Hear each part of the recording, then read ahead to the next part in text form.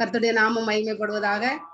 இந்த வாரத்தின் மத்தியான வேலையில ஒவ்வொரு நாளும் நம்ம புதன்கிழமை தோறும் சாயங்காலம் போல கடைசி கால செய்தி நம்ம கேட்டுட்டு இருக்கோம்.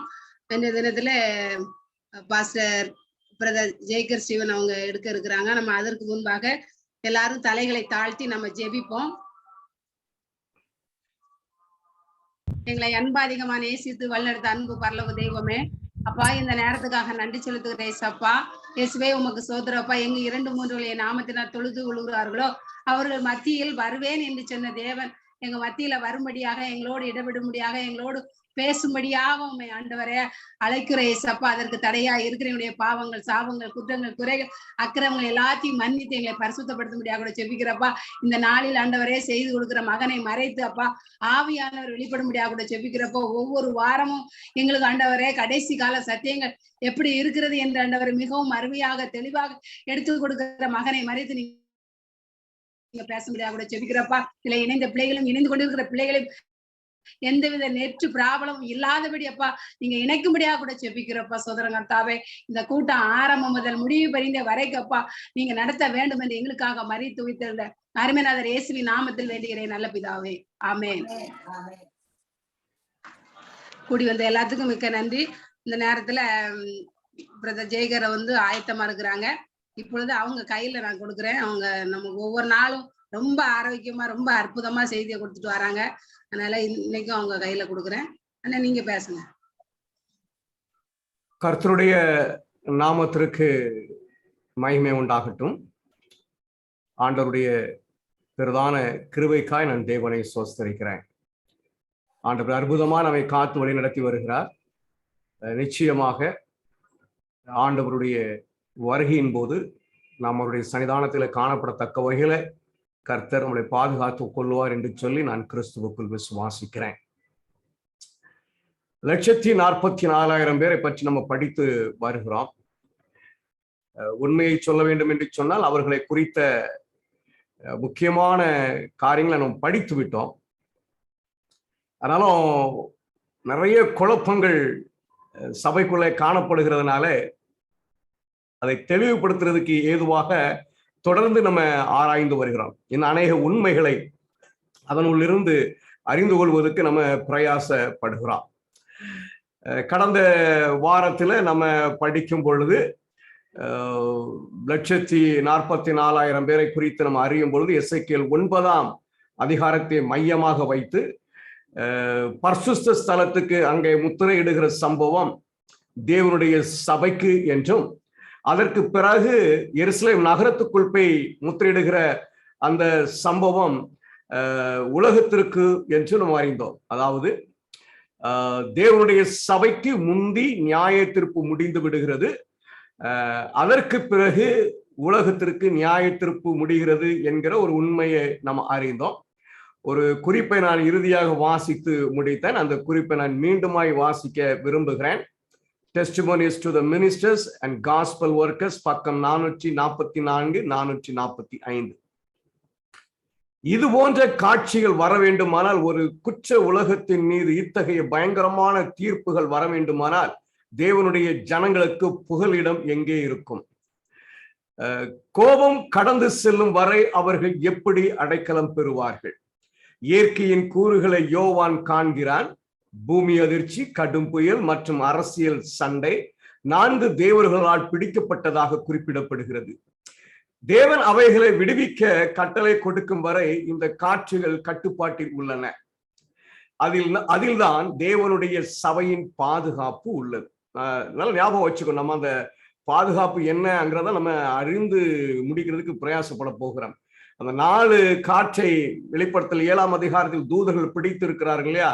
அதுல தான் சபைக்குரிய பாதுகாப்பு இருக்கிறார். உலகத்தையும் மாம்சத்தையும் பிசாசையும் ஜெயிப்பவர்கள் ஜீவனுள்ள தேவனுடைய முத்திரையை பெறுவதற்கு பிரியமானவர்களாக இருப்பார்கள்.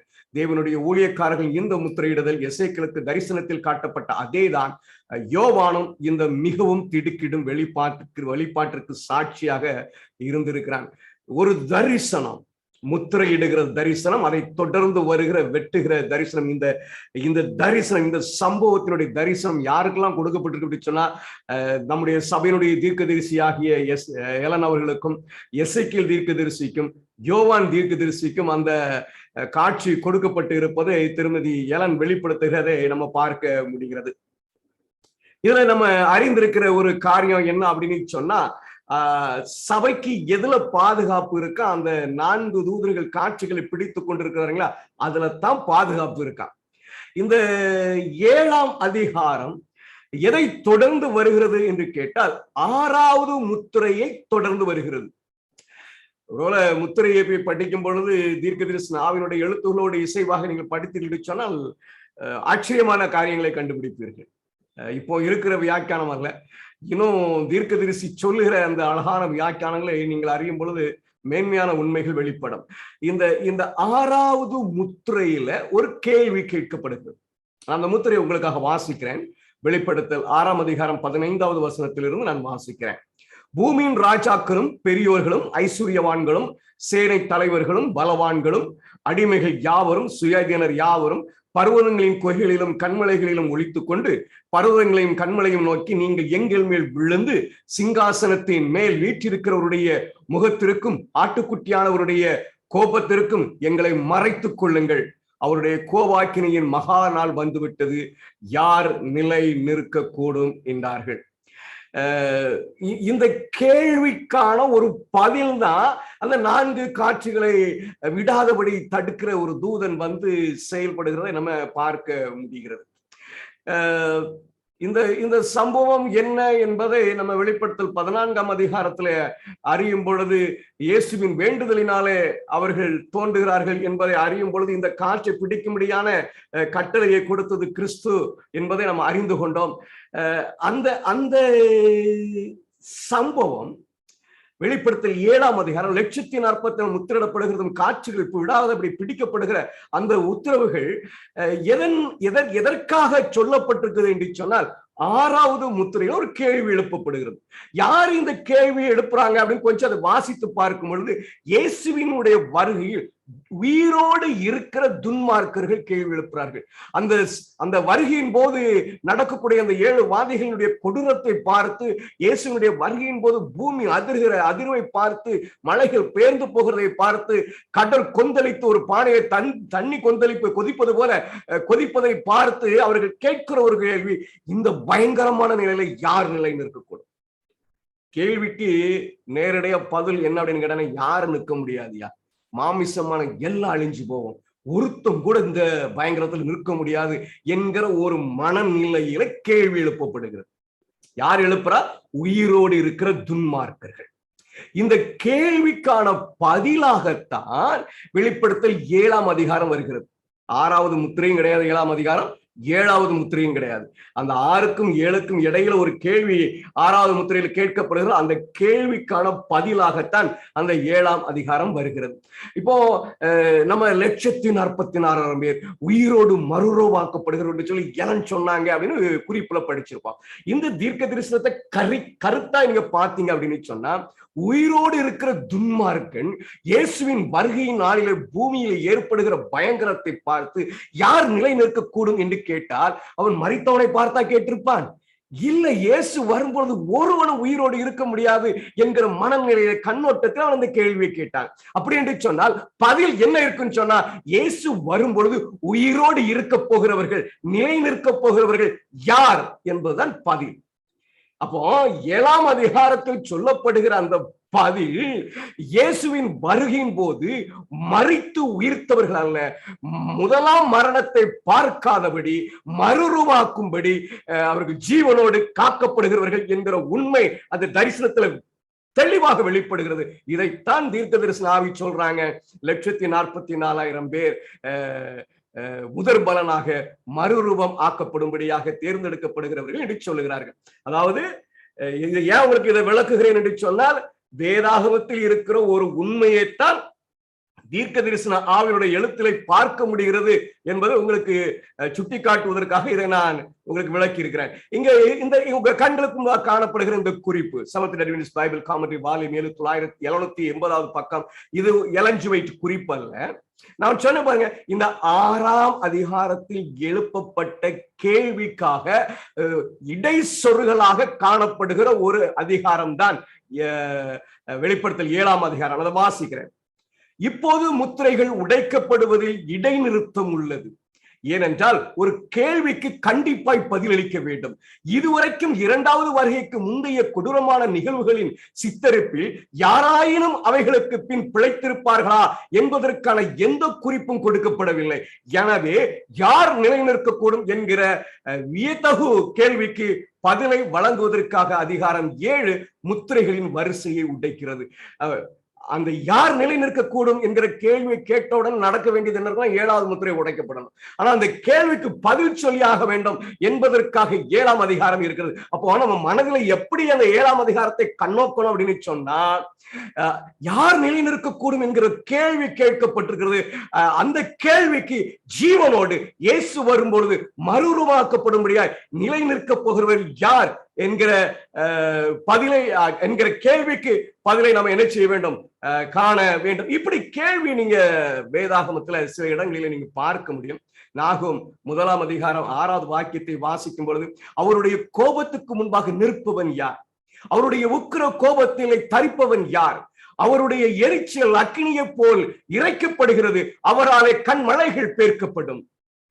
ஒரு அந்த இயேசுனுடைய வருகையினுடைய அந்த நிலையை அங்கே வெளிப்படுத்துகிறதை நம்ம பார்க்க முடியுது. மல்கியா 3ஆம் அதிகாரம் 2வது வாக்கியம் இன்னும் கொஞ்சம் தெளிவாக இருக்கும்.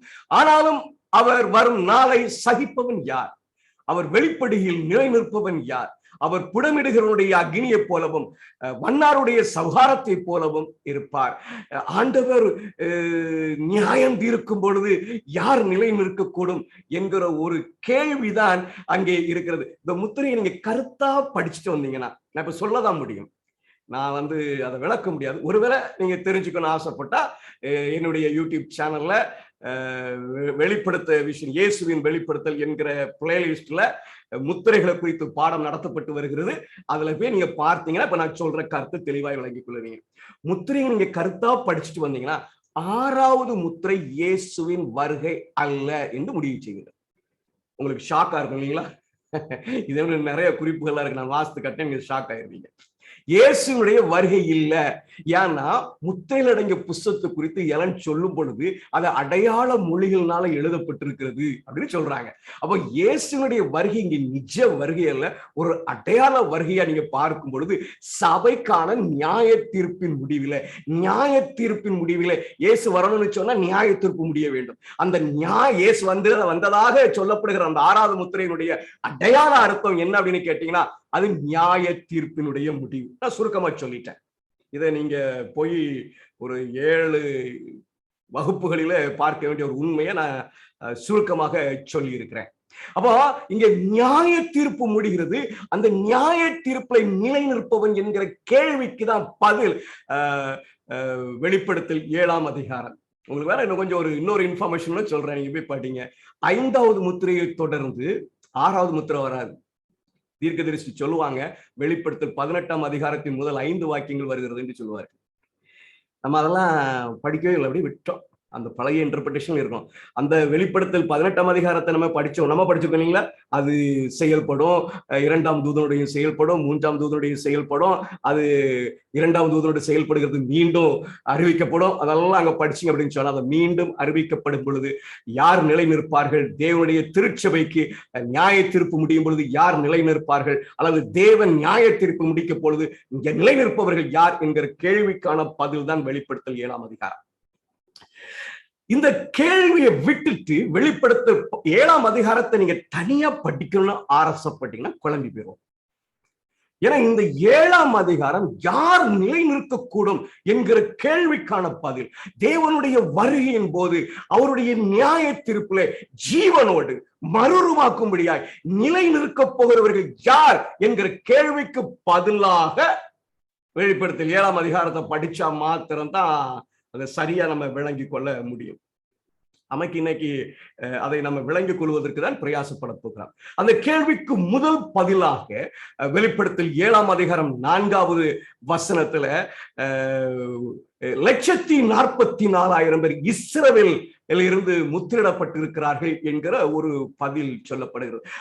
அந்த தூதன் கிழக்கிலே சூரியன் உதைக்கும் திசையில இருந்து புறப்பட்டு 4 தூதர்களை காற்றை விடாதபடி தடுக்கு நிறுத்தும்படியாக சொல்லிவிட்டு முத்திரை போட்டுட்டோம். அறிக்கை என்ன அப்படின்னு கேட்டீங்கன்னா, நான் 1,44,000 பேரை இஸ்ரவேலிலிருந்து முத்திரையிட்டு இருக்கிறேன் என்கிற ஒரு அறிக்கை சொல்லுகிறதை நம்ம பார்க்க முடியும். அந்த அதிகாரத்தை தொடர்ந்து வாசித்து வந்தீங்கன்னு சொன்னா ஒவ்வொரு கோத்திரத்திலும் எத்தனை பேர் முத்திரையிடப்பட்டிருக்கிறார்கள், 12,000 மணிநேரமா முத்திரையிடப்பட்டிருக்கான்னு சொல்லப்படும். அதற்கு பிறகு 9வது வசனத்துல அவர் இன்னொரு கூட்டத்தை அங்கே அவருக்கு காட்டப்படும். வெளிப்படுத்தல் 7ஆம் அதிகாரம் 9வது வாக்கியம், இவைகளுக்கு பின்பு இஸ்ரவேலில் முத்திரையிடுகிற வேலை முடிந்த பின்பு நம்ம படிச்சிருக்க எதையும் முரண்பாடு இல்லாமல் சரியாய் விளங்கிக் கொள்ள வேண்டும். நம்ம எசேக்கியேல் 9ஆம் அதிகாரத்தை படிக்கும் பொழுது பரிசுத்த ஸ்தலத்துல முதலாவது நியாயத்தீர்ப்பு வேலை முடிகிறது, அங்க முத்திரிடுதல் நடக்கிறது. அதற்கு பிறகு எருசலேம் நகரத்துக்குள்ள இது நடக்கிறது என்று சொல்லி தீர்க்கதரிசன ஆவியின் மூலமாக தெளிவாக நம்ம விளங்கி இருக்கிறோம். இங்கேயும் பாருங்க, இஸ்ரவேல்ல முதலாவது முத்திரிடுதல் நடக்குது, அதுக்கப்புறம் ஒரு வெளிப்பாடு நடக்குது. என்ன வெளிப்பாடு அப்படி சொன்னா, இவைகளுக்கு பின்பு இஸ்ரவேல் முத்திரிட்ட பின்பு, பரிசுத்த ஸ்தலத்துல முத்திரிடுதல் வேலை முடிந்த பின்பு, பரிசுத்த ஸ்தலத்திற்கான நியாயத்தீர்ப்பு வேலை முடிந்த பிறகு எருசலேம் நகரத்திலே உலகத்திலே ஆண்டவர் நியாயத்தீர்ப்பு செய்யும் பொழுது இருக்கிற கூட்டத்தை காட்டுகிறார். இவைகளுக்கு பின்பு நான் பார்த்தபோது இதோ சகல ஜாதிகளிலும் கோத்திரங்களிலும் ஜனங்களிலும் பாஷைகளில் இருந்து வந்ததும் ஒருவனும் எண்ணக்கூடாதுமான திரளான கூட்டமாகிய ஜனங்கள் வெள்ளை அங்கிகளை தரித்து தங்கள் கைகளிலே குருத்தோலைகளை பிடித்து சிங்காசனத்திற்கு முன்பாகவும் ஆட்டுக்குட்டியானவருக்கு முன்பாகவும் இருக்க கண்டேன்.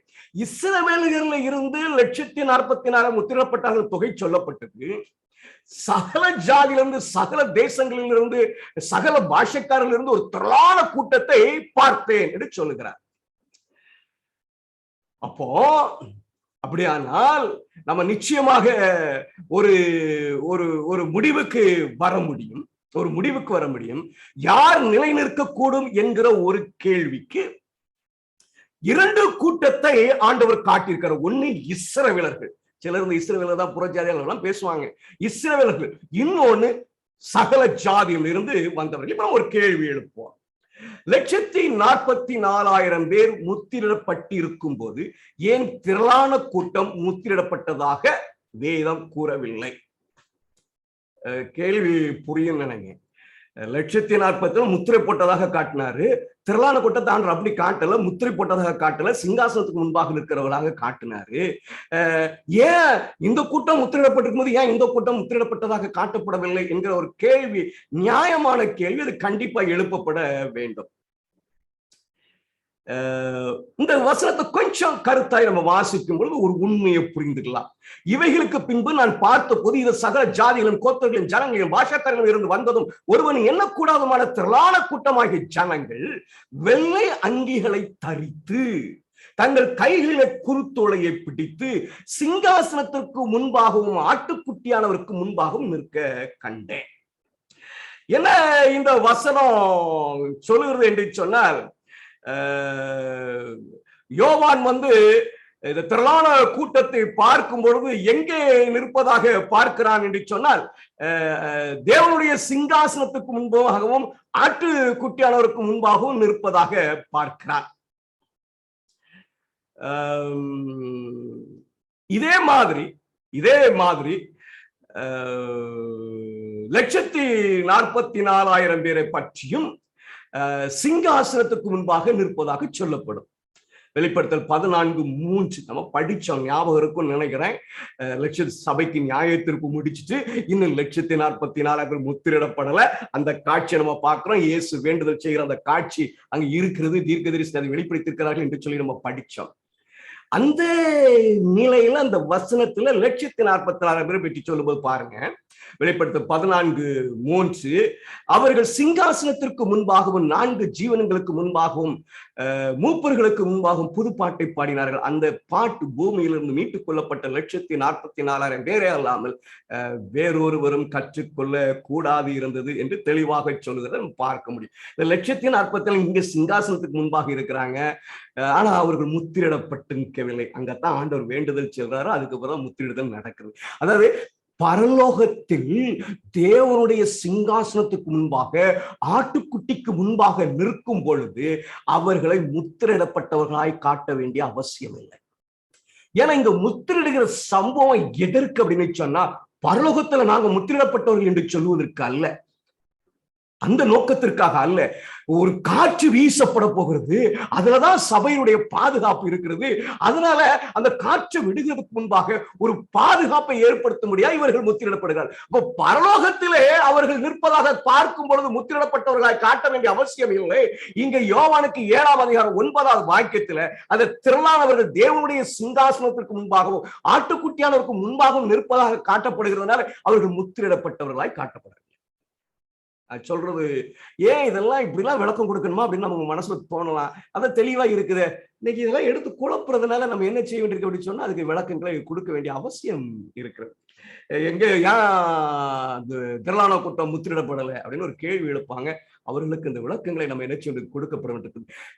நல்ல ஞாபகம் வச்சுக்கிடுங்க, சிங்காசனத்திற்கு முன்பாக, பரலோக சிங்காசனத்துக்கு முன்பாக 140,000 நிற்பதாய் காட்டப்பட்ட காட்சியிலையும் அவர்கள் முத்திரிடப்பட்டதாக சொல்லப்படவில்லை. வெளிப்படுத்தல் 7ஆம் அதிகாரம் 9வது வசனத்திலே திரளான கூட்டத்தை ஆண்டவர் தேவனுடைய சிங்காசனத்துக்கு முன்பாகவும் ஆட்டுக்குட்டியானவருக்கு முன்பாகவும் நிற்குவதாய் காட்டும் பொழுது அங்க என்ன செய்யப்படலை அப்படின்னு சொன்னா அவர்கள் முத்திரிடப்பட்டவர்களாக காட்டப்படவில்லை.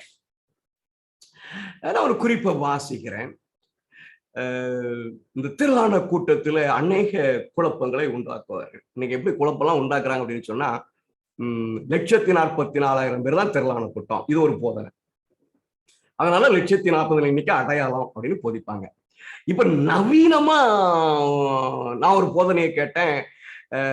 திரளான கூட்டங்கிறது பரலோகத்தில் இருக்கிற எல்லா மீட்கப்பட்டவர்கள், மரித்து உயிர்த்தவர்கள் எல்லாரும் அங்க இருக்கிறாங்க, உயிரோடு இருக்கிறவங்க எல்லாரும் அங்க இருக்காங்க. அதனால 144,000 பேர் என்பது சும்மா ஒரு எண்ணிக்கை, ஒரு நம்பர் தாங்க. பூமியில இருந்து மீட்கப்படுகிற எல்லாரையும் அந்த நம்பர் குறிக்கும். அப்படி ஒரு வியாக்கியானம். ஆனா அந்த கான்டெக்ஸ்ட போய் படிக்கிறதுக்கு தவறாங்க. ஏன்னா அவங்க மனதில் இருக்கிற எண்ணம் நிறைவேற வேண்டும். இந்த எச்சரிப்பை அவர்களால் ஏற்றுக்கொள்ள முடியவில்லை. முந்தி எனக்கு நியாயத்திற்கு முடிஞ்சிருமா, நான் 1,40,000 அவங்க ஊழியத்தை முடிக்க போறாங்களா, நானா இருக்க முடியாதா அப்படின்னு கேள்வி எழுப்புறதுனால அவர்கள் விருப்பத்துக்கு ஏதுவாக வியாக்கியானங்களை செய்ய பிரயாசப்படுகிறார்கள். நோவாவின் காலத்துல ஆண்டவர் நோவாவை கூப்பிட்டு உனக்கு குடும்பத்துக்கும் உனக்கும் ஒரு பேழையை கட்டுன்னு தான் சொன்னார். மெத்துஸ்தாலா போய் நீங்க ஆண்டவரே நான் உண்மை விசுவாசிக்கிறேனே, நான் அந்த பேழைக்குள்ள போகக்கூடாதான்னு கேட்கல. நோவாவின் போதனையை கேட்டு அநேகர் மனம் திரும்பினாங்க. அவங்க போய் என்ன ஆண்டவரே நோவாவும் பிள்ளைகள் மட்டும்தான் போகணுமா, நாங்க போகக்கூடாதா, என்று அந்த பேழைகளை கூட்டு போயிட மாட்டீரா, நாங்க செத்து போயிடணுமா அப்படின்னு கேட்கல. ஆனா இன்னைக்கு நம்ம ஆட்கள் என்ன கேள்வி கேட்கிறோம் அப்படின்னு சொன்னா வெறும் 140,000 பேர் தானா, அது ஏற்றுக்கொள்ள முடியாதுங்க, அதெல்லாம் நிறைய பேர் இருப்பாங்க. தீர்க்கதரிசி ஆவியனுடைய எழுத்துக்களை பொய்யாக்கும்படியான வியாக்கியானங்கள் இன்னைக்கு சபைக்குள்ள வளர்ந்து கொண்டிருப்பதனால அவைகளை விளக்க வேண்டியது அவசியமாக இருக்கிறது. அப்ப இந்த திரளான கூட்டம்னா அம்மையார் குறிப்பை படிச்சுட்டு அவங்க குழம்புறதுக்கு காரணம் என்ன என்பதை இப்ப வாசித்து அறிய போகிறோம். அதாவது தீர்க்க தரிசன ஆவி, திரளான கூட்டம் என்று சொல்லி எதெல்லாம் ஒப்பிடுறார்கள் என்று சொல்லி இப்ப பார்க்க போறோம். வெளிப்படுத்தல் 7ஆம் அதிகாரத்தினுடைய 9வது வசனத்திலிருந்து 17வது வசனம் வரைக்கும் உள்ள காரியங்களில் எந்த எந்த கூட்டத்தை எல்லாம் அவங்க திரளான கூட்டம் அப்படின்னு சொல்றாங்க அப்படிங்கிறது கொஞ்சம் ஆராய்ந்து பார்த்து அந்த குறிப்புகளின் அடிப்படையில் எப்படிப்பட்ட முடிவை நான் எடுக்க வேண்டும் என்கிறதை தீர்மானிக்க போகிறேன். சரிங்களா? ஹெல்ப் இன் டெய்லி லிவிங் பக்கம் 53 இருந்து 55 வரை நான் வாசிக்கிறேன். நித்திய வாசற்படியில் நின்று இந்த வாழ்க்கையில் கிறிஸ்துவுடன் ஒத்துழைத்தவர்களுக்கு கொடுக்கப்பட்ட அன்பான வரவேற்பை கேளுங்கள். அதாவது பூமிக்கு ஆண்டவர் வந்து 2ஆம் முறை வந்துட்டு எல்லா மீட்கப்பட்டவர்களையும் கூட்டிட்டு போய் பரலோக வாசலுக்கு முன்பாக நிற்கிறாங்க. அங்க வரவேற்பு கொடுக்கப்படுகிறதா, அது அவருக்காக துன்பப்படுவதற்கான ஒரு சிறப்பு உரிமையாகவும் ஒரு கௌரவமாகவும் கருதப்படுகிறது. ஒரு சும்மா நம்மள பரலோகம் பார்க்கலாங்க. they respect us. இதை மேற்கொள்கிற பிள்ளைகள் அவர்களை மதிக்கிறார்கள். தேவதூதருடன் அவர்கள் தங்கள் கிரீடங்களை மீட்பரின் காடலில் வைத்துவிட்டு அடிக்கப்பட்ட ஆட்டுக்குட்டியானவர் வல்லமையையும் ஐஸ்வர்யத்தையும் ஞானத்தையும் பலத்தையும் கனத்தையும் மகிமையும் சோஸ்திரத்தையும் பெற்றுக்கொள்ள பாத்திரராயிருக்கிறார். சிங்காசனத்தில் மேல் வீற்றிருக்கிறவருக்கும் ஆட்டுக்குட்டியானவருக்கும் சோஸ்திரமும் கனமும் மகிமையும் வல்லமையும் சதா காலங்களிலும் உண்டாவதாக என்று மகா சத்தமிட்டார்கள். அங்கு மீட்கப்பட்டவர்கள் உயர்த்தப்பட்ட இரட்சகரிடம் அவர்களை வழிநடத்தியவர்களை வாழ்த்துகிறார்கள். நம்ம போறோம், நம்மள தூதர்கள் வரவேற்கிறாங்க. என்ன, ஆண்டவருடைய சமூகத்துக்கு வழி நடத்துவதற்கு என் கூட நின்று பிரயாசப்பட்ட அவங்களுக்கு நான் வாழ்த்துதலை சொல்றேன், நீ செஞ்ச வேலைக்கு நன்றி என்று சொல்கிறேன். பரலோகம் எவ்வளவு கேஷுவலா இருக்கு பாருங்க. ஏன் அது ஒரு இயந்திரம் மாதிரி ஒரு பயப்படுற இடமும் இல்லை, ரொம்ப நார்மலா இருக்கு. பாவம் இல்லாத நம்ம உலகத்துல வாழ்றீங்களா, அந்த வாழ்க்கையில பாவம் போட்டி பொறாமை இல்லாத ஒரு வாழ்க்கை, அவ்வளவுதான். வேற ஒண்ணுமே அங்க வித்தியாசத்தை நீங்கள் பார்க்க முடியாது. அப்போ இங்க யாரெல்லாம் குறிப்பிடுறாங்கன்னா, மீட்கப்பட்ட எல்லாரும் குறிப்பிடுறாங்க. மரித்து உயிர்த்தவர்களும் அங்கு குறிக்கப்படுகிறார்கள். யாரெல்லாம் பரலோக வாசத்தில் இருந்து பிரவேசிப்பதற்கு தேவனால் அழைக்கப்பட்டு கூட்டி சேர்க்கப்பட்டிருக்கிறார்களோ அவர்கள் எல்லாரையும் குறித்து இங்க பேசி வருகிறார்கள். தேவனுடைய ஜீவனோடு அளவிடக்கூடிய ஜீவனை மனிதர்கள் பெறும்படி மரித்த அவரை துதிக்கின்றதில் அவர்கள் இணைகின்றார்கள். மோதல் முடிந்தது. எல்லா உபத்திரங்களும் சச்சரவுகளும் ஒரு முடிவில் உள்ளன. மீட்கப்பட்டவர்கள் தேவனுடைய சிங்காசனத்தை சுற்றி நிற்கும் போது வெற்றி பாடல்கள் பரலோகம் முழுவதையும் நிரப்புகின்றன. அடிக்கப்பட்ட ஆட்டுக்குட்டியானவர் பாத்திரராய் இருக்கிறார் மற்றும் தேவனிடத்துக்கு தம்மை மீட்டுக் கொண்டார் என்ற மகிழ்ச்சியான பாடலை அனைவரும் எடுத்துக்கொள்வார்.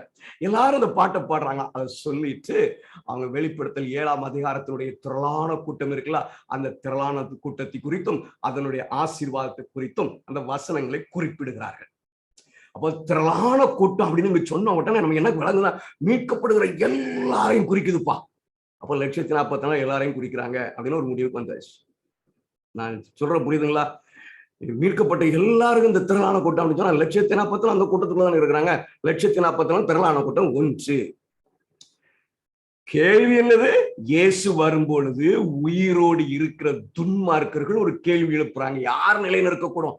இந்த பயங்கரமான சேதாரத்துல, இயற்கையின் சீற்றத்துல யார் நிற்க முடியுமா அப்படின்னு கேட்கும். ஆண்டவர் சொல்றீங்க, நீ இருக்கிற மாதிரி என் பிள்ளை 1,40,000 இருப்பாங்க, உயிரோடு இருப்பான் அப்படின்னு சொல்றாரு. ஒரு திரளான கூட்டம் இருக்குன்னு சொல்றாரு. அப்போ இவர்கள் மரணத்தை ருசி பார்க்காத அப்படின்னு சொல்லி இந்த வியாக்கியானத்தெல்லாம் நம்ம ஒத்துக்க மாட்டோம்னு நினைச்சாரு. நம்ம தெரியல, தீர்க்கதரிசியின் மூலமாக வெளிப்பட எழுதி வச்சுட்டாரு. அப்ப எப்படிங்க 1,40,000 எல்லாரும் சொல்ல முடியும்? திரளான கூட்டத்தை எல்லாருக்கும் ஒப்பிட்டு இருக்கிறார்கள். ஏன் என்பதை நம்ம அறிந்து கொள்வோம். காணப்படாத விஷயங்களின் இந்த தரிசனத்தை நாம் எப்போது நம் முன் வைத்திருக்க வேண்டும். இப்படியாக நித்தியத்தின் விஷயங்களுக்கு, காலத்தின் விஷயங்களுக்கும் சரியான மதிப்பை நிர்ணயிக்க முடியும். இதுவே உயர்ந்த வாழ்க்கைக்கு மற்றவர்களை தூண்ட வல்லமையை நமக்கு வழங்கும். எது நம்ம கண் முன்பாக இருக்கணுமோ, அந்த பரலோக காட்சி இருக்கு பார்த்தீங்களா, அது அப்படியே நம்ம கண் முன்பாக இருக்க வேண்டுமா? நம்ம கிட்ட அது இல்லை. உங்ககிட்ட இருக்கான்னு கேட்கறதுக்கு நான் ரெடி இல்லை. இல்லை நம்ம கிட்ட. நம்ம இயேசுவே இயேசுவே இயேசுவேங்கிறமே தவிர அந்த பரம இயேசுவை நோக்கி பார்த்து அதற்குள்ள எங்களை கூட்டிட்டு போறதுக்கு தான் கிறிஸ்து ஜீவனை கொடுத்திருக்கிற என்ற விசுவாசத்தோடு அதை நினைவு கூறுகிறோமா அப்படின்னு சொன்னா என்னிடத்துல இல்லை, நம்மிடத்துல இல்லை என்று சொல்லி நான் நினைக்கிறேன். சரி, அப்போ தீர்க்க தரிசன ஆவினுடைய எழுத்தின்படி அங்க நமக்கு நன்றாக விளங்குகிறது. பூமியிலிருந்து மீட்கப்படுகிற எல்லாரையும் வெளிப்படுத்தல் 7ஆம் அதிகாரத்தினுடைய 9வது வசனத்தில் சொல்லப்பட்ட திரளான கூட்டத்துக்கு அவர்கள் ஒப்பிட்டு இருக்கிறார்கள் என்பதை நம்ம தெளிவாக அறிந்து கொள்ள முடிகிறது. இன்னொரு குறிப்பை நான் வாசிக்கிறேன்.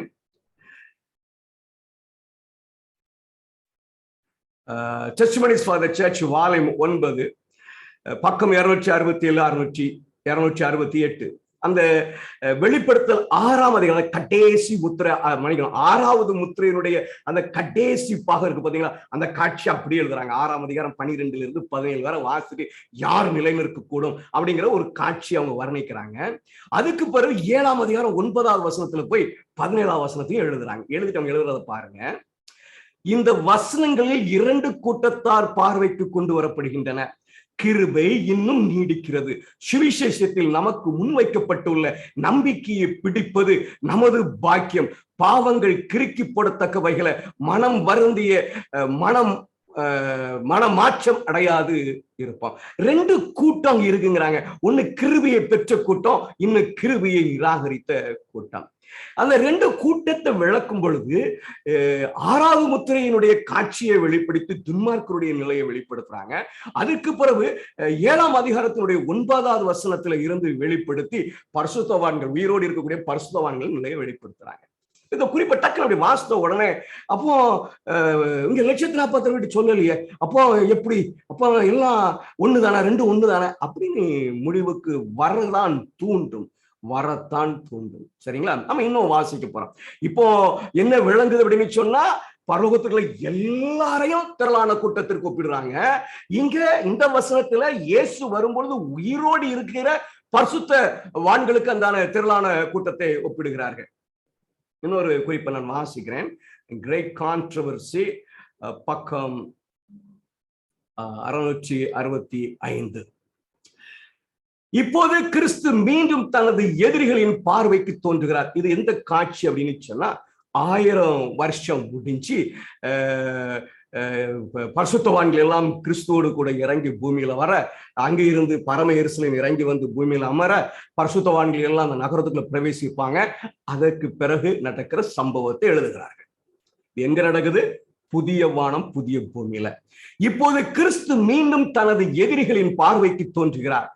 நகரத்திற்கு மேலே பளபளக்கப்பட்ட தங்கத்தின் அஸ்திவாரத்தின் மீது உயர்ந்த மற்றும் உயர்த்தப்பட்ட சிங்காசனம் இருந்தது. இந்த சிங்காசனத்தில் தேவனுடைய குமாரன் அமர்ந்திருக்கிறார். அவரை சுற்றி அவருடைய ராஜ்யத்தின் குடிமக்கள் இருக்கிறார்கள். அந்த சிங்காசனம், அந்த நகரத்துக்கு மேல வெள்ளை சிங்காசனம் இருக்கும். அதுல தேவனுடைய குமாரன் இருக்கிறாங்க. அவரால் மீட்கப்பட்ட எல்லாரும் அந்த சிங்காசனத்தை சுற்றி இருக்கிறார்கள். கிறிஸ்துவின் வல்லமையையும் கம்பீரத்தையும் எந்த மொழியும் விவரிக்க முடியாது, எந்த எழுத்தும் சித்தரிக்க முடியாது. நித்திய பிதாவின் மகிமை அவருடைய குமாரனை மூடுகிறது. அவருடைய பிரசனத்தின் பிரகாசம் தேவனுடைய நகரத்தை நிரப்பி வாசல்களுக்கு அப்பால் பாய்ந்து பூமி முழுவதும் அதன் பிரகாசத்தால் நிரம்பி வழிகிறது. சரிங்களா? இது இயேசு கிறிஸ்துவனுடைய அந்த காட்சி அவங்க வர்ணிச்சுட்டு அந்த சிங்காசனத்தை சுற்றி தேவனுடைய பிள்ளைகள் இருக்கிறாங்க அப்படின்னு சொல்றாங்க. மீட்கப்பட்டவர் இருக்கான்னு சொல்றாங்களா? அந்த மீட்கப்பட்டவர்கள் இருக்கிற விதத்தை சொல்றாங்க பாருங்க. முற்காலத்தில் சாத்தானின் நோக்கத்தில் வைராக்கியம் உள்ளவர்கள், ஆனால் அவர்கள் அக்கினியினின்று பறிக்கப்பட்ட கொள்ளியை போல் அவருடைய இரட்சகரை ஆழ்ந்த தீவிரமான பக்தியுடன் பின்பற்றியவர்கள் சிங்காசனத்துக்கு மிக அருகில் இருக்கிறார்கள். ஏதோ ஒரு குரூப் முத சிங்காசனத்தை சுற்றி இருக்கிற கூட்டம் எது அப்படின்னு சொன்னா, சாத்தானுடைய நோக்கத்துல அவன் எப்படி பாத்துரும் அவன் வைராக்கியமா இருந்து ஆண்டவரோடு கூட இருக்கிறதுக்கு தீர்மானித்த பிள்ளைகள் அங்கே இருக்கிறதை நம்ம நினைச்சு முடியுது, பார்க்க முடியுது. முதல் கூட்டம் ஆழ்ந்த தீவிரத்துடன் பக்தியுடன் பின்பற்றியவர்கள். எப்படி இதை அளவிடுவார் என்பது எனக்கு தெரியாது. ஒருவேளை ஆபிரகாம் இந்த இடத்துல இருப்பானோ, ஆழ்ந்த தீவிர பக்தியோடு ஒரு பின்பற்றினார்கள். பவுல் இருப்பாரோ, யாருன்னு எனக்கு தெரியல. ஆனா ஒரு அளவுகோல் இருக்குது. ரொம்ப ஆர்வமா ஆண்டவரை பின்பற்றி இருக்காங்க. அவர்கள் சிங்காசனத்துக்கு மிக அருகில் இருக்கிறார்கள். அடுத்து, பொய்க்கும் துரோகத்துக்கும் மத்தியில் கிறிஸ்துவ குணங்களை முழுமையாக்கியவர்கள். பொய்க்கும் துரோகத்திற்கும் மத்தியில் கிறிஸ்துவ குணங்களை முழுமையாக்கியவர்கள். கிறிஸ்துவ உலகம் தேவனுடைய பிரமாணத்தை வீணானதாக அறிவித்த போது அதை மறித்தவர்கள் மற்றும் அவர்களின் நம்பிக்கைக்காக எல்லா காலங்களிலும் உயிர் தியாகம் செய்த லட்சக்கணக்கானவர்கள் இருக்கிறார்கள். நீங்க முதல் கூட்டத்தை அவங்க சொல்லும் பொழுது வாசிப்பதை மனதில் வந்து தோன்றுகிறது. முற்காலத்தில் அப்படி அவங்க முந்தி அவருக்காக, கிறிஸ்துவுக்காக சாத்தானுடைய காரியத்தெல்லாம் தெரிந்து கிறிஸ்துவுக்காக நின்றவர்கள் என்று சொல்றாங்க. இங்கே வரும்பொழுது பொய்க்கும் துரோகத்திற்கும் மத்தியில் கிறிஸ்துவ குணங்களை முழுமையாக்கியவர்கள், கிறிஸ்துவ உலகம் என்கிறார்கள். அப்ப இயேசு கிறிஸ்துக்கு பிறகு உள்ள கூட்டமோ? ஆமா, உறுதியால சொல்ல வரல.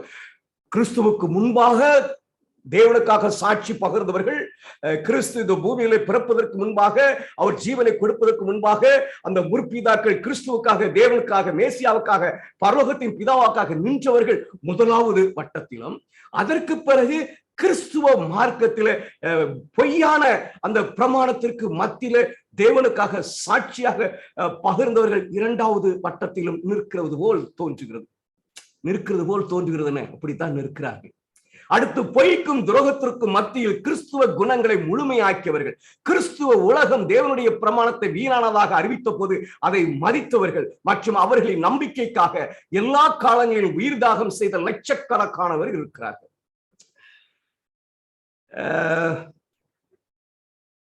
இதுல ரெண்டு காரியம் வெளிப்படுது. ஒண்ணு, கிறிஸ்துவ காலத்துக்கு பிறகு உயிர் தியாகம் செய்த இரட்ச சாட்சிகள், கிறிஸ்துவ காரியத்துல பொய்க்கு உறுதியாக நின்று தேவனுடைய சாயலை முழுமையாய் வெளிப்படுத்த இரண்டு பேரும் கிறிஸ்துவ காலத்துக்கு பிறகாக இருக்கிற ஒரு கூட்டமாக நீங்கள் பார்க்கலாம்.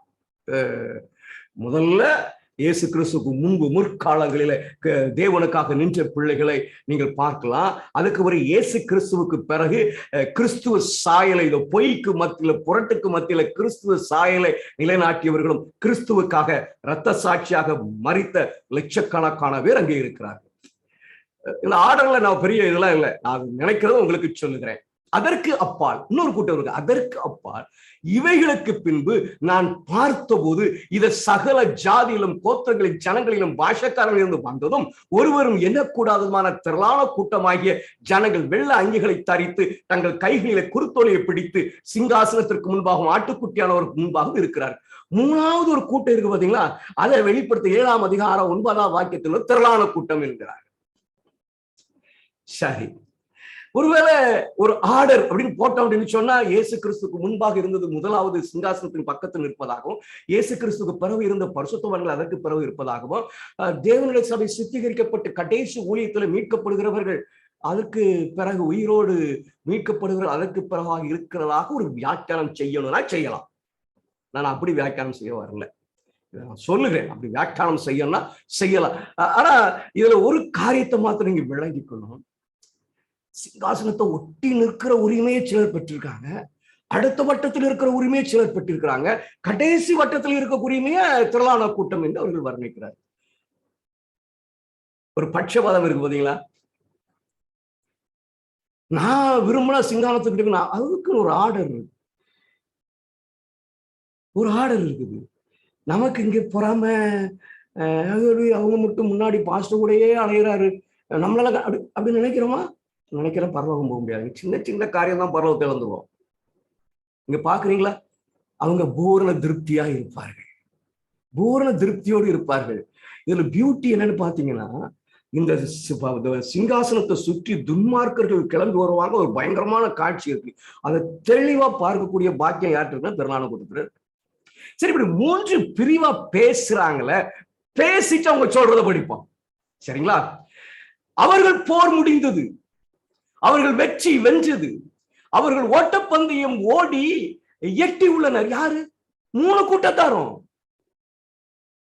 திரளான கூட்டம் மாத்திரம் அல்ல, இல்ல 2வது வட்டத்தில் இருக்கக்கூடிய கூட்டம் மாத்திரம் அல்ல, இல்ல 1வது வட்டத்தில் இருக்க கூட்டம் மாத்திரம். எல்லாரும் ஓடி வெற்றி பெற்றால் ஓட்டத்தை முடித்து இருக்கிறார்கள். அவர்களின் கைகளில் உள்ள குருத்தோலை அவர்கள் வெற்றியின் அடையாளமாகும். வெள்ளை அங்கி கிறிஸ்துவின் கலங்கமற்ற நீதியின் சின்னமாகும். இது இப்போது அவர்களுடையது. மீட்கப்பட்டவருடைய துதில் பாடலை எழுப்புகிறார்கள். அது பரலோகத்தின் அறைகள் வழியாக எதிரொலிக்கிறது. ரட்சிப்பின் மகிமை சிங்காசனத்தின் மேல் வீற்றிருக்கிற எங்கள் தேவனுக்கும் ஆட்டுக்குட்டியானவருக்கும் உண்டாவதாக என்று மேலும் தேவதூதரும் சேராப்பும் தேவதூதரும் கேருபுமாகும். தேவதூதரும் கேருபும் இல்ல சேராபியும், சரிங்களா? அது எனக்கு ஸ்பெல்லிங் மிஸ்டேக் கிடக்கு. தேவதூதரும் சேராபியும் தங்கள் சத்தங்களை ஆராதனையில் ஒன்றுபடுது. இப்ப நிறைய விளக்கங்களை சொன்னேன், ஆனா அதெல்லாம் எனக்கு முக்கியம் இல்லை. இங்க எலன் ஜி ஒயிட் திரளான கூட்டம் அப்படின்னு சொல்லும் போது ஒரு இடத்துல படிச்சோம் மீட்கப்பட்ட முழுமையான கூட்டத்துக்கு ஒப்பிடப்பட்டிருந்தது. இன்னொரு இடத்துல படிச்சோம் பூமியில இயேசு வரும்போது 2 குழுக்களாக பிரித்திருக்கிற ஒரு பரிசுத்தவான் கூட்டத்துக்கு ஒப்பிடப்பட்டிருந்தது. இப்ப இங்க கிரேட் கான்ட்ரவர்சி படிக்கிறோம், பரலோகத்துல மீட்கப்பட்ட ஒரு குறிப்பிட்ட கூட்டத்திற்கு ஒப்பிடப்படுகிறது. குழம்பிட்டீங்களா? யாருதான் இந்த திரளான கூட்டம்? என்ன அவங்க பரலோகம் முழுவதையும் சொல்லும் போது அந்த வசனத்தை மீட்கப்படுகிற எல்லாரையும் குறிப்பிடும் அந்த வசனத்தை குறிப்பிடுறாங்க. இயேசு வரும்பொழுது உயிரோடு காணப்படுகிற பரிசுத்தவான்களை குறிப்பிடும் போது அந்த கூட்டத்தை குறிப்பிடுறாங்க. பரலோகத்துல பரிசுத்தவான்கள் எல்லாம் இருக்கும் பொழுது ஒரு குறிப்பிட்ட கூட்டத்தை அவங்க திரளான கூட்டம் என்று குறிப்பிடுகிறார்கள். சரி, இன்னொரு குறிப்பை வாசிக்கிறேன். கிரேட் கான்ட்ரோவர்சி பக்கம் 648 649.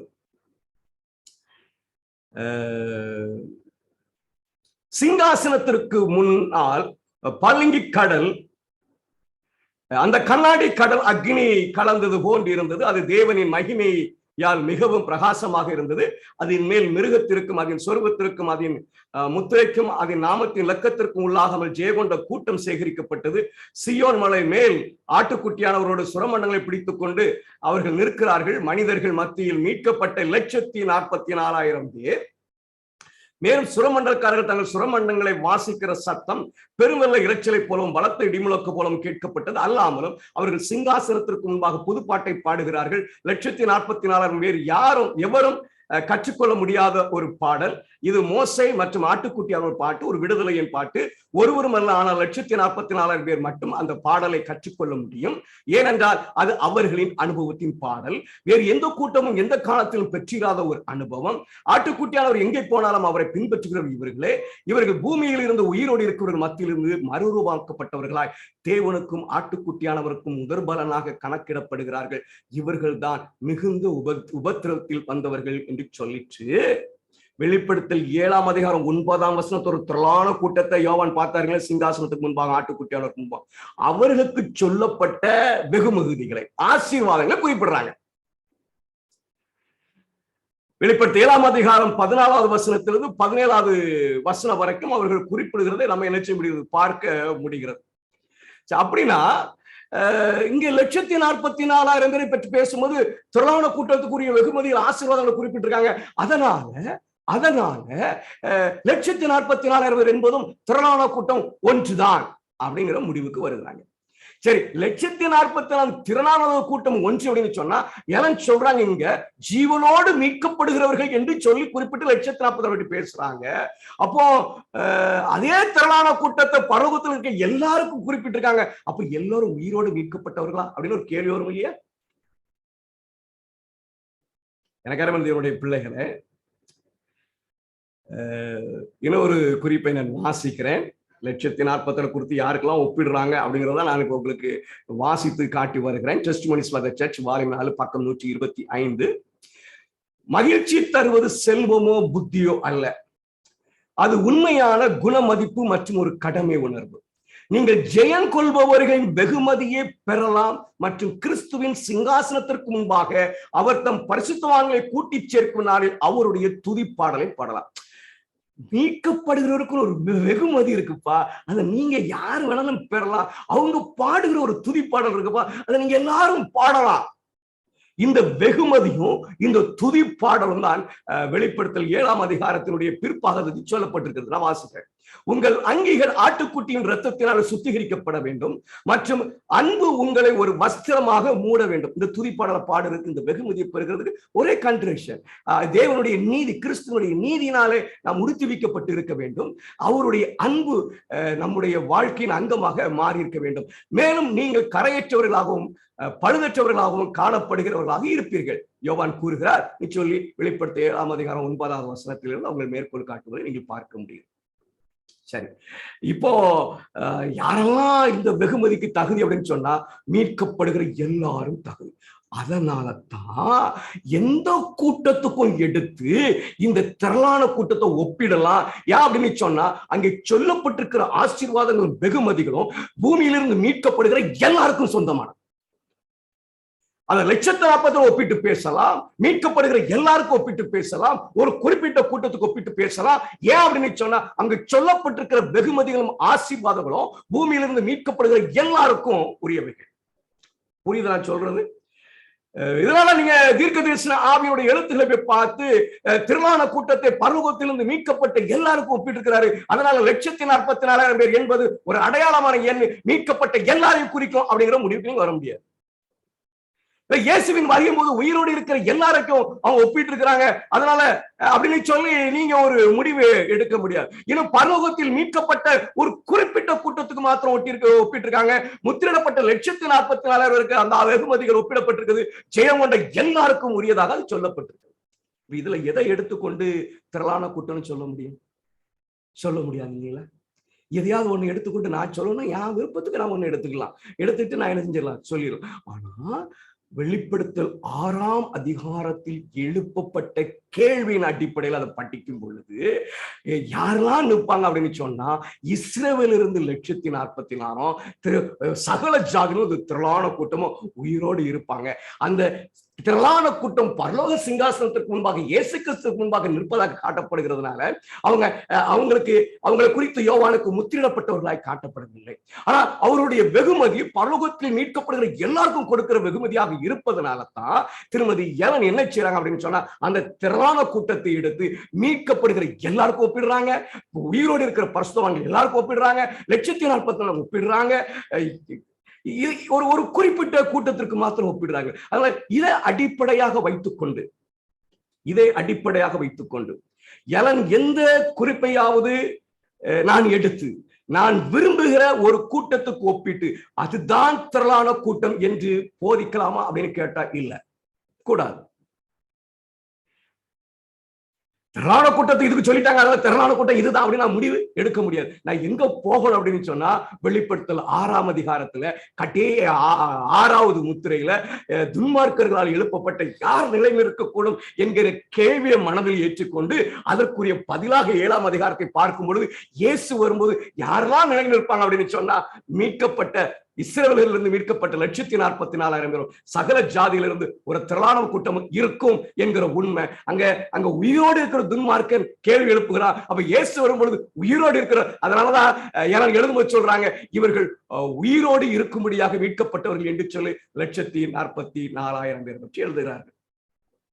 இப்ப யார் நிலையில் இருக்கக்கூடும் அங்கிற கேள்விக்கு வெளிப்படுத்தல் 7ஆம் அதிகாரம் 2 அழகான கூட்டத்தை சொல்லுகிறது.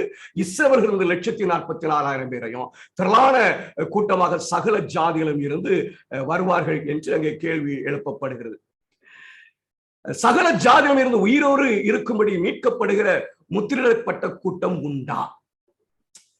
இஸ்ரவேலிலிருந்து 144,000 பேர் முத்திரிடப்படுவாங்க அப்படிங்கிறது நமக்கு தெளிவாய் தெரிகிறது.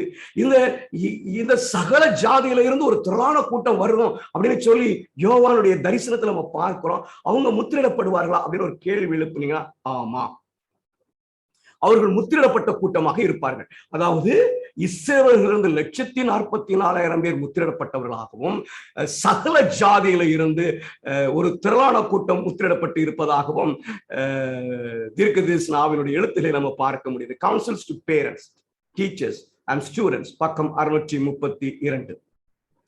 பூமியில் தேவனுடைய வேலை அவருக்கு மிகவும் விலை மதிப்பு அற்றது. கிறிஸ்துவும் பரலோக தூதர்களும் ஒவ்வொரு கணமும் அதை பார்த்து கொண்டிருக்கிறார்கள். கிறிஸ்துவின் வருகையை நாம் நெருங்குகையில் அதிகமானது மற்றும் ஊழியக்கார வேலையின் இன்னும் அதிகமானது நாம் முயற்சிகளில் ஈடுபடும். அதிகமானது மற்றும் ஊழியக்கார வேலையில் இன்னும் அதிகமானது நாம் முயற்சிகளில் ஈடுபடும். உண்மை உலகத்தை சுற்றி வரும் வரை தேவனுடைய கிருபையின் புதுப்பிக்கும் வல்லமையின் செய்தி ஒவ்வொரு நாட்டிற்கும் பிரதேசத்திற்கும் கொண்டு செல்லப்படும். கவனமா கேளுங்க. முத்திரையிடப்பட வேண்டியவர்களில் சகல ஜாதிகளிலும் கோத்திரங்களிலும் ஜனங்களிலும் பாஷைக்காரர்களும் இருந்து வந்தவர்கள் இருப்பார்கள். 144,000 இஸ்ரவேலர்கள் இருந்து வந்தவர்கள், அதே மாதிரி சகல ஜாதியிலிருந்து கோத்திரத்திலிருந்து வந்தவங்க முத்திரையிடப்பட்ட கூட்டத்துல இருப்பாங்க. ஜீவனோடு உயிரோடு பரலோகம் போகிறதுக்கு காணப்படுகிற கூட்டத்துல இந்த திரளான கூட்டமும் இருக்கும், சகல ஜாதியிலிருந்து வந்தவர்களும் இருப்பாங்கன்னு தெளிவா வெளிப்படையா இருக்கு. வேதம் சொல்லுது இஸ்ரவேலிலிருந்து முத்திரிடப்படுகிற 142 சொல்லி தீர்க்கதரிசி சொல்றாங்க. அப்படி முத்திரிடப்படுகிற கூட்டத்துல யாரும் இருப்பாங்க அப்படின்னு சொன்னா சகல ஜாதியிலிருந்து வந்தவர்களும் இருப்பார்கள் என்று சொல்லி. அப்ப நம்ம என்ன சேஃபா தெளிவா எந்த பிரச்சனையும் இல்லாம முடிவு எடுக்கலாம். தீர்க்கதரிசன ஆவி வெளிப்படுத்தல் 9ஆம் அதிகாரத்துக்கு சொல்லும் பொழுது பரிசுத்தத்துக்கு முதலாவது முத்திரிடுதலும் பின்பு எருசலேம் நகரத்துக்குள்ள போய் முத்திரிடுகிற சம்பவம் நடக்கிறத பார்க்கிறோம். இங்க அதே கருத்தை அப்படியே மீண்டும் நம்ம பார்க்கிறோம். வெளிப்படுத்தல் 7ஆம் அதிகாரத்தை நம்ம அடியும் பொழுது முதலாவது இஸ்ரவேலிலிருந்து 144,000 பேரும் அதுக்கு ஒரு காட்சி காட்டப்படுகிறது. அது திரளான கூட்டம், அவர்களும் முத்திரிடப்பட்டவர்கள் என்பதை தீர்க்கதரிசன ஆவி நமக்கு வெளிப்படுத்தி தருகிறார்கள். ஒவ்வொரு நாட்டிலும் இருந்த ஆண்களும் பெண்களும் கூடி வந்து தேவனுடைய சிங்காசனத்திற்கு முன்பாக ஆட்டுக்குட்டியானவருக்கு முன்பாக நிற்பார்கள். சத்தமிட்டு ரட்சிப்பின் மகிமை சிங்காசனத்தில் மீட்டிருக்கிற எங்கள் தேவனுடைய ஆட்டுக்குட்டியானவருக்கு உண்டாவதாக என்று கூறினார்கள். ஆனால் இந்த வேலை நிறைவேற்றப்படுவதற்கு முன் நமது சொந்த நாட்டில் பரிசுத்த ஆவியின் பணியை நாம் நமது இருதயங்கள் மேல் அனுபவிக்க வேண்டும். இது ஒரு இது முதல்ல எங்க சொந்த நாட்டுலன்னா அமெரிக்காவில் நடக்கணும் அப்படின்னு சொல்றாங்க. சரிங்களா? சரி, இப்ப நமக்கு நல்லா தெளிவா தெரியுது. உயிரோடு இருக்கும்படியாக யார் இயேசுவின் வருகையில நிலைநிற்க முடியும் என்கிற கேள்விக்கு 2 பரிசுத்தமான கூட்டத்தை ஆண்டவர் யோவானை காட்டியிருக்கிறார். ஒன்னு இஸ்ரவேலர் 144,000 பேர், இன்னொன்னு திரளான கூட்டம், அவர்களும் முத்திரிடப்பட்டவர்கள். பூமியில் அவர்களை குறித்து வெளிப்படுத்தும் போது தீர்க்கதரிசன ஆவி சொல்றாங்க அவர்கள் முத்திரையை பெற்ற கூட்டத்தில் இருக்கிறார்கள் என்று சொல்லி. இப்ப நம்ம படித்தது 2-3 கிளாஸ் முந்தி படிச்சது முத்திரிடுகள் சம்பவம் 1849ஆம் ஆண்டுக்கு முன்னதாகவே தொடங்கிவிட்டது என்று சொன்னா நம்ம ஒரு வரிசைப்படுத்துவதற்காக 1849ஆம் ஆண்டுல முத்திரிடுகள் சம்பவம் நடந்துட்டு தேவனுடைய சமூகத்துல குறிப்புகளை குறித்து கொண்டிருக்கிற தூதன் முத்திரிடப்பட்ட உடனே ஆயிற்று என்று சொல்லுகிறார். அவர்கள் கிருபையின் காலம் முடிந்து விடுகிறது என்று சொல்லி நம்ம பார்த்தா அதுக்கு ஆதாரமெல்லாம் அம்மையார் குறிப்பில் இருந்தால் நம்ம வாசித்து உண்மையில முத்திரிடுதல் நடக்கிறது என்பதை உறுதிப்படுத்தி கொண்டோம். இந்த முத்திரிடல் காலத்துல 1,40,000 முத்திரிடல் கூட்டம் இருக்குன்னு படிச்சோம். அவங்க இஸ்ரவேலிலிருந்து முத்திரிடப்படுகிறவர்கள். இஸ்ரவேல் உண்மையா இல்லாதனால ஒரு தாமதிக்கிற முத்திரிடுதல் இருக்குன்னு படிச்சோம். அவர்கள் திரளான கூட்டம் சகல ஜாதியிலிருந்து வந்திருக்கிறவர்கள் என்று தெளிவாக இந்த 3 முத்திரிடுதலும் நிறைவேறும்போது இந்த முத்திரிடுகிற காலம் 1949 தொடங்கி இருக்குது. திரளான கூட்டத்தை முத்திரிடப்பட்டவனை அவர்கள் நிறைவேறணும். அது நிறைவேறும் பொழுது இயேசு மகா பரிசுத்த ஸ்தலத்தை விட்டு வெளியேறி விடுவார். சிலர் என்ன நினைக்கிறாங்கன்னா 140 முத்திரிட்ட உடனே இயேசு பரலோகத்து மகா பரிசுத்தத்துக்கு வந்துருவார், கிருபையின் காலம் முடிந்து விடும் என்று நினைக்கிறார். அப்படி இல்ல. 1949 முத்திரிடுதல் தொடங்கிறது, அது போய்கிட்டே இருக்குது. அது நடந்து கொண்டிருக்கும் போது 140 தேவனுடைய சபையிலிருந்து இஸ்ரவேலில் இருந்து முத்திரிடப்படுகிறாங்க. இஸ்ரவேல் உண்மை இல்லாதனால ஒரு முத்திரிடல் காலம் தாமதிக்கப்பட்டிருக்கிறது. அவங்க யாருன்னு பார்த்தா இந்த இஸ்ரவேல்னால முத்திரிடப்பட்ட 144 ஊழியம் செய்து சகல ஜாதியிலும் இருந்து சபைக்குள் சேர்க்கப்படுகிற திரளான கூட்டம் என்கிற உண்மையை அறிகிறோம். இந்த முத்திரிடுதல் நிறைவடையும் பொழுது இயேசு மகா பரிசுத்த ஸ்தலத்தை விட்டு வெளியே வந்து விடுவார். அப்படியானால் 1,44,000 பேர் அசைப்பிற்கு முன் முத்திரிடலாம். முந்தி படிச்சதை ஞாபகப்படுத்துறேன். முந்தி படிச்சது மிருகத்தின் முத்திரை தோன்றுவதற்கு முன்பாக 1,40,000 முத்திரிடப்பட்டுவார்கள்.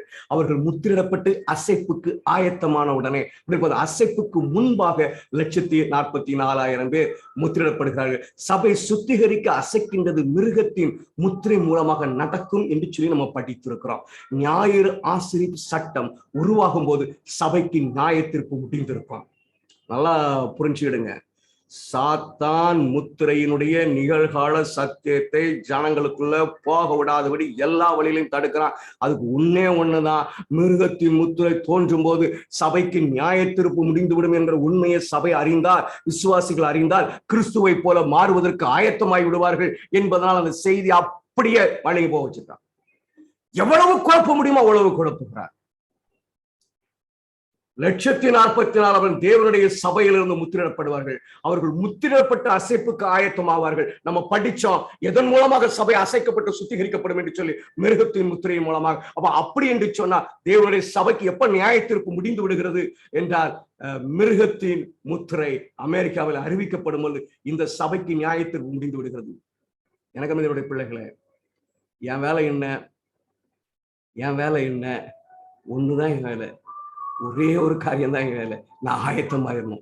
நியாயராசிரியர் சட்டத்தை எதிர்பார்த்துட்டு இருக்கக்கூடாது. இது என்னங்க எங்கெங்க நியாயராசிரியர் சட்டம் இருக்கு? அம்மையார் குறிப்புல படிச்சோம். வேதாகமத்திலும் இருக்கிறதை தீர்க்கதரிசன ஆவியினுடைய எழுத்துக்களின் மூலமாக வருகிற வாரத்துல அறிந்து கொள்ளுமா. நீங்க மனதில் ஆழமா பதிய வச்சுக்கிடுங்கம்மா. நியாயத்திற்கு முடிய போகிறது. திருச்சபைக்கு முன்னதாக முடிந்துவிடும். திருச்சபைக்கு முன்னதாக முடிந்துவிடும்.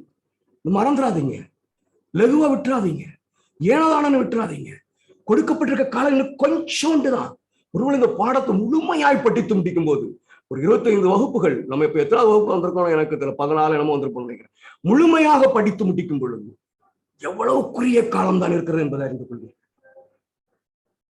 ஆண்டவர் சொல்கிற ஒரு காரியம், மறுபடியும் நான் உறுதிப்படுத்துவதற்கு விரும்புகிற காரியம், உலகத்துக்கு நியாய தீர்ப்பு முடிவதற்கு முன்பாக தேவனுடைய சபைக்கு முடிந்துவிடும் என்ற உண்மையை உங்க மனதில் பதிய வைத்து எனக்கு அமைதியுடைய பிள்ளைகள், கிறிஸ்துவை போல் மாறுவதற்கு ஆயத்தப்படுங்கள்.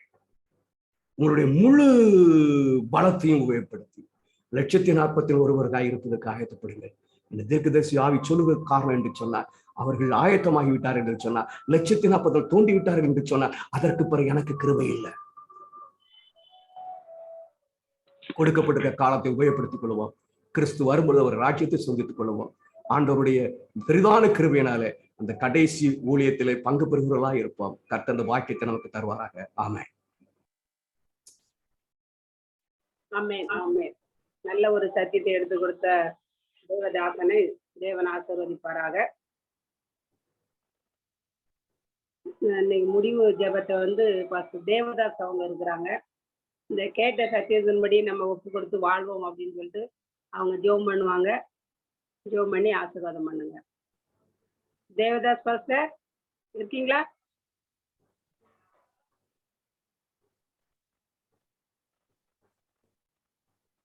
தேவதாஸ் ஐயா இருக்கீங்களா?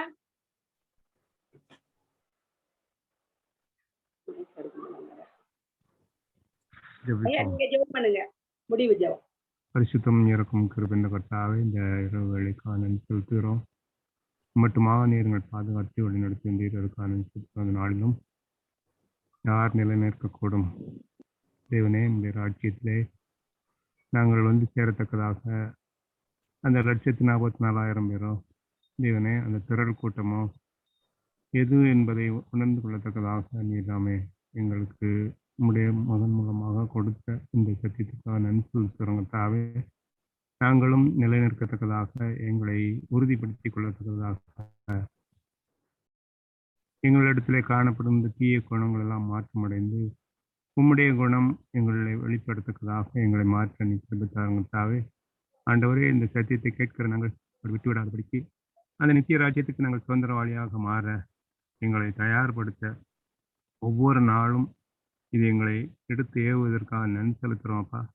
உங்களுடைய மகன் மூலமாக கொடுக்குற அந்த செய்தி எங்களுக்கு ஏற்றவையாகவும் ஆண்டவரை எச்சரிப்பின் செய்தியாகவும் இருக்கிறதுக்காக நன்றி செலுத்துகிறோம். இனியும் நீ வழிநடத்தும் கேட்கிற ஒவ்வொரு மக்களையும் ஆசீர்வதியும், கலந்து கொண்டவர்களையும் ஆசீர்வதியும்.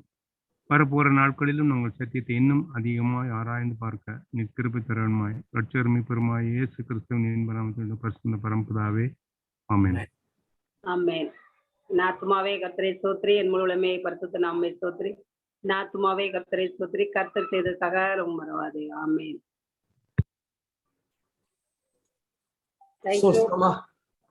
ரொம்ப நன்றி பிரதர், நல்ல ஒரு செய்தியை கொடுத்தீங்க. அதே போல நல்ல ஒரு பிரேயர் பண்ணாங்க. கலந்து கொண்ட எல்லாத்துக்கும் மிக்க நன்றியை செலுத்துகிறேன். மீண்டும்